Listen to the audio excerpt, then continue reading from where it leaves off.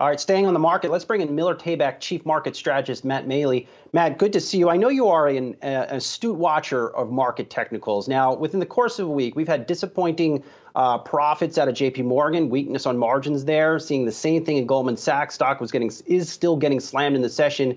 Is this a wake-up call to investors that we might see a bigger downdraft as earnings season starts?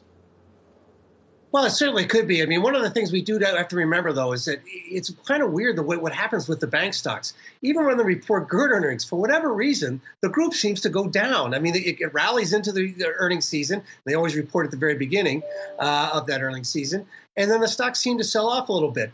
The thing is, well, this time around, is that people are being surprised by, as you mentioned, JP Morgan, also Citigroup, of course, last week on Friday. Now Goldman Sachs. We have a number of, those are the big names, but we have quite a few names reporting later this week. So if they continue to report some of these disappointing earnings, that's not going to bode well necessarily for the rest of the group. For the rest of the marketplace.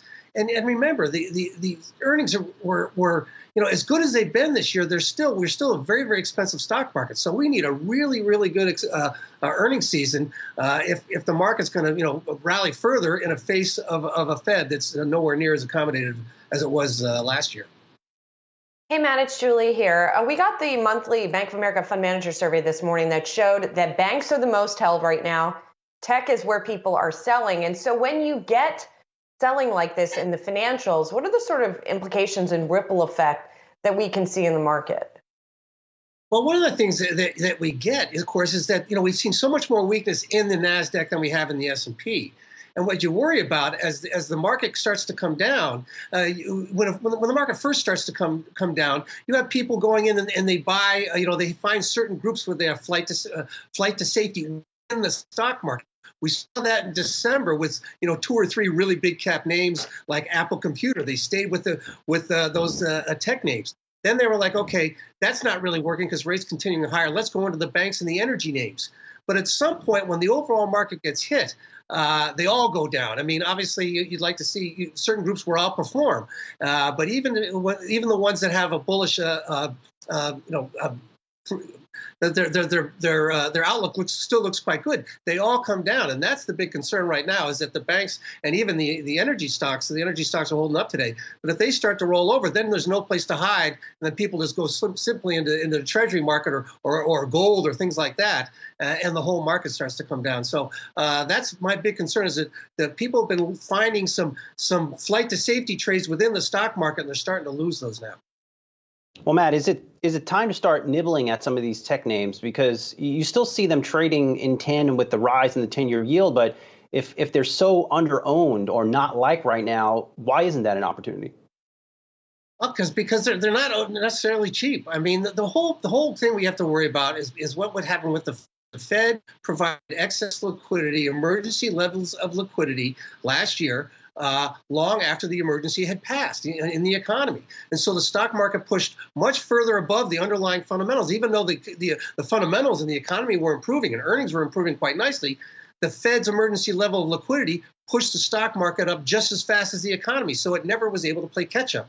At some point, we need to have the thing come back down and get closer together. So they're going to have to kind of meet somewhere in the middle. And until I think these stocks, some of these tech stocks, get more froth taken out of them, I think we're going to have it's going to be the line of least resistance is going to be a bit lower. I mean, let's face it: the CEO of Microsoft sold $370 million worth of stock, 2/3 of his holdings. He didn't do that because he thought the stock was going to go down 5 or 10%. I think he was worried that even though he's done a great job running the company, the stock is too far ahead of itself and needs to come down even more. Yeah, it's always good to watch those insider buying and selling filings. I want to switch gears to another group, and that is the Homebuilders. We just got out the National Association of Homebuilders sentiment just a few moments ago. It came in at 83 in January versus 84 the prior month, and was the same as it had been last year at this time. I know you've been watching the Homebuilders closely as well. I mean, there's a situation where I don't know what that mismatch looks like between the stocks and the growth, because the housing market's been going crazy. Yeah, this is one where I think we're actually going to the home builders are starting to come down. There's been some cracks. Look at Home Depot, which has been a superstar stock last year, has been getting hit pretty hard, and the correlation between Home Depot and the rest of the group it tends to be very strong. And so the fact that it's weaker is a problem. But this rise in interest rates, people are worried about the rise in mortgage rates, and that seems to be hurting the group.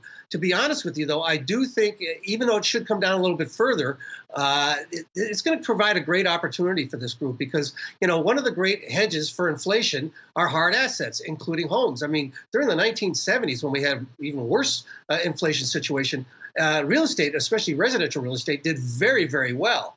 So I think that even though it's people are worried about mortgage rates really hurting, and it probably will hurt a little bit, but I think it's going to provide a great buying opportunity because of that hedge against inflation. So you don't want to be necessarily aggressive right here, but this is one group that I think is going to do a lot better than people think once they get a little bit more washed out.